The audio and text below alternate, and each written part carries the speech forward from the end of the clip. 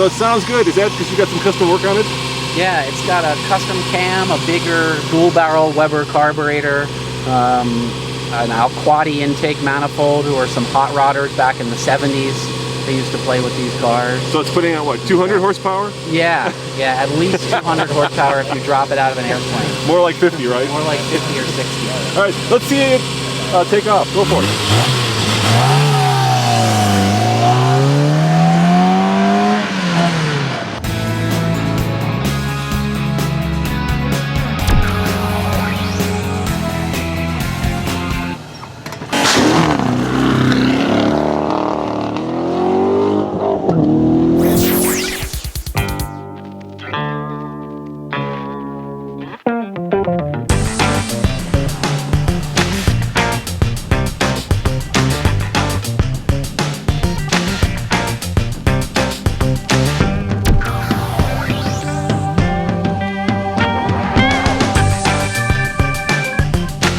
We're standing in front of what is probably the cutest, badass looking car that's ever come out of Italy.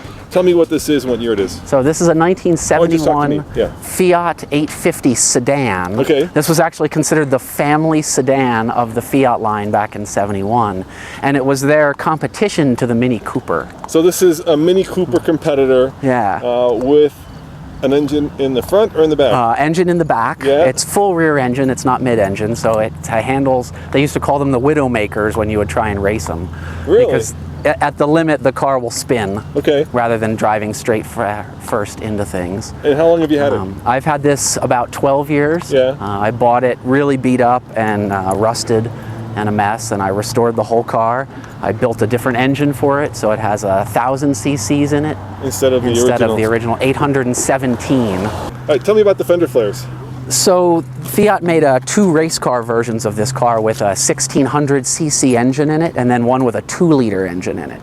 And because the standard wheels were too small and the engine was too wide, they widened the track of the car, and they put these giant rear wheels and fender flares on. And I loved the look of it, so I found a guy who made them out of metal, actually, and kind of hand hammered them. Not fiberglass, they're actually fabricated out of metal. Fabricated out of a bunch of metal. That guy hand welded them up. How much time do you have in this car? How much did you put into it? I wouldn't even want to know. Really?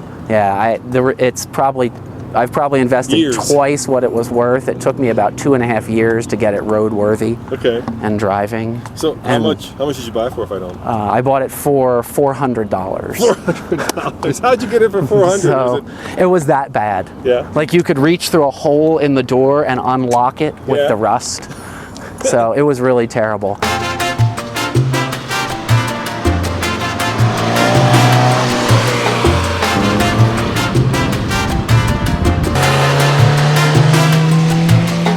Where do you find parts for a 71 850? You don't. You don't. You got to fabricate them. You fabricate stuff. There's a guy in California that can get you a good bit of things named Chris Obert. Okay. And sometimes you have to order stuff out of Italy. Let's look at the inside of this. It's is that the original wooden steering wheel? No, this is a Momo replacement. Yeah, I thought it was. The original was wood. It was a little thinner and a little bit bigger. Yeah. And so this is more comfortable. And I see you have the prerequisite ashtray back in right. 71. Right, which I don't know. I think all it would do is make the car burn down even faster, which is always a risk. Walk me through some of those controls. They look pretty basic. Yeah, there's not much going on. There's a hazard switch. Yeah. This runs the windshield washers. Yeah. And then to turn the lights on, you actually have to turn the switch on and then move the column stalk as well. So you got a little toggle switch and a column switch. Yeah, you got to go parking light or off, parking lights, high beams. Where's your traction control button? Right, that's my right foot and my 225 series tires on a car that weighs 1,400 pounds. And tell me about the gearbox. How many gears? It's a 4-speed. Yeah. And reverses pretty much works. Okay, good. It's geared, they say that top speed is 75 miles an hour. Yeah. I've seen 85 on the speedometer, but it took a really long time to get there. And it's sort of downhill. a full throttle and just wait around for it to happen. Let's open the engine. Let's check it out. Let's see what you got under the hood there. Or under the... Yeah, Oh, under the tail. tiny. Look at that. So that's how you get in there. Is that air cooled?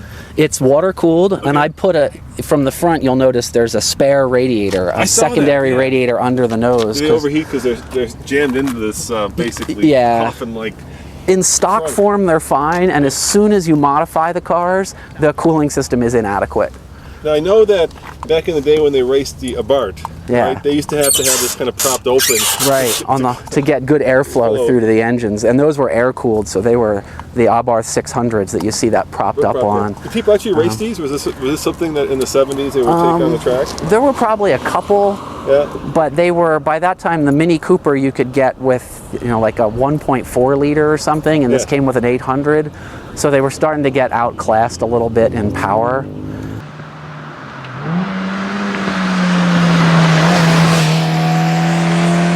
I think the first one was a 66 or 67, and 72 or 3 was the end. Yeah, so you had like 6 years of production. Yeah, and then they moved up to a car called the 128, which was front engine and much more modern until it rusted also.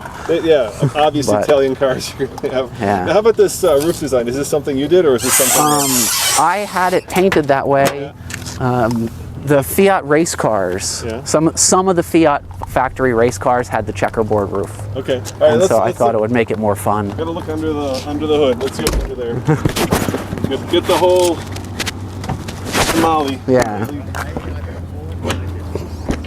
There's supposed to be a spare tire in here, but maybe a hair, right? But and that would sit right in the front. And when people put really big engines in them, they put a radiator here.